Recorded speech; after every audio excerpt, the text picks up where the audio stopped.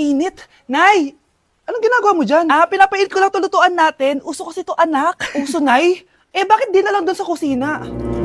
Sa sobrang init ng Pilipinas ngayon, ayan, pwede ka na magluto. Di ba? Tipid sa gas. Grabe! Ang talino mo, Nay. Makakatipid na ako neto. Anak, check mo nga dyan yung sinaing ko. Okay na po to, Nay.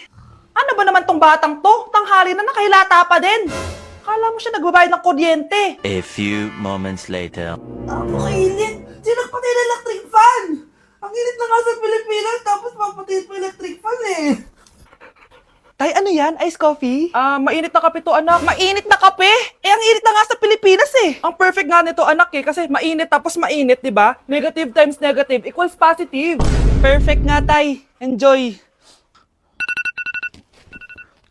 Hala! Late na ako! Ano to? Sinuspindi na ang face-to-face classes sa ilang paaralan sa bansa dahil sa sobrang init. Yes, makakatulog pa ako ulit. Ay, sa wakas, makakaligo na rin ako.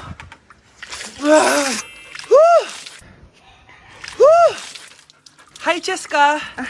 Hi. Alam mo ba kung bakit mainit sa Pilipinas? Bakit? Kasi, hot ako. Pero natabo.